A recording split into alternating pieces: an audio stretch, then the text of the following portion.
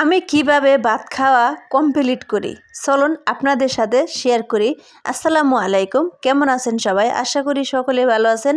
আজকের ব্লগে সব কিছু আপনাদের সাথে শেয়ার করব। আশা করি ধৈর্য সহকারে কন্টিনিউ করবেন আমাদের ব্লগ ভিডিওটা। যে যেখান থেকে দেখবেন আমার চ্যানেলে যারা নতুন সাবস্ক্রাইব করে পাশে থাকবেন, অসংখ্য ধন্যবাদ যারা ধৈর্য ধরে ভিডিওটা দেখলেন। থ্যাংক ইউ সবাইকে। তো আমি কিভাবে খাওয়া কমপ্লিট করি বা শেষ করি আপনাদের কাছে সেটাই আজকে শেয়ার করব।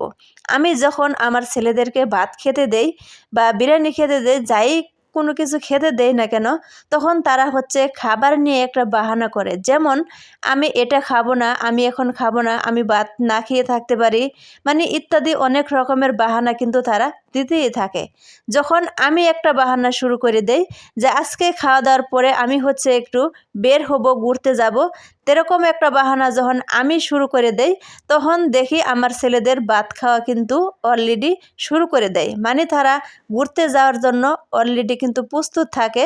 যখন বলবো যে আমি আজকে বাইরে বের হব, ঘুরতে যাব, তখন দেখবেন যে ভাত অটোমেটিক কিন্তু তারা শেষ করে দেয়। তো আজকের বাহানাটা আমার এটাই।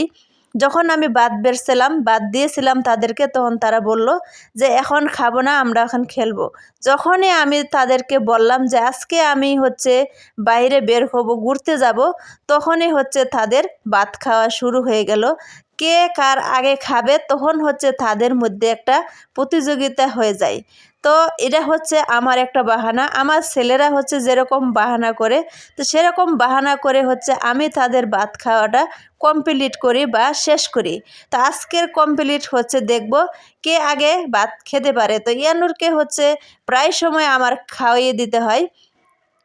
এখনও জিজ্ঞেস করলাম যে খাওয়াই দিতে হবে কি না, তখন বলল যে না, আমাকে খাওয়াই দিতে হবে না, আমি একা একাই খেতে পারবো। যেহেতু খাওয়ার পর তারা বাইরে ঘুরতে বের হবে, সেজন্য তারা এখন একা একাই খাওয়া শুরু করে দেবে। তো যাই হোক, আলহামদুলিল্লাহ বেঁচে গেলাম। আমি এখন বুদ্ধি বের করে নিলাম যে এটাই করব প্রতিনিয়ত। যখন তারা খাওয়া নিয়ে বাহানা করবে, তখন আমিও একটা বাহানা করি যে আমিও বের হব, ঘুরতে যাব।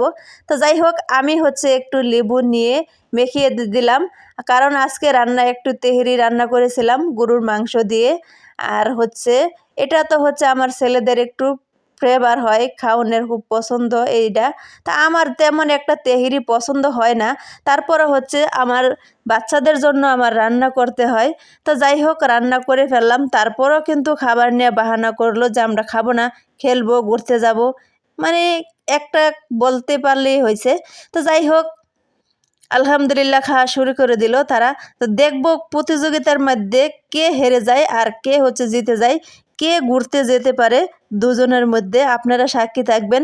যে আগে খেয়ে উঠতে পারবে তাকেই ঘুরতে নিয়ে যাওয়া হবে, তাকেই অনেক জায়গায় ঘোরানো হবে।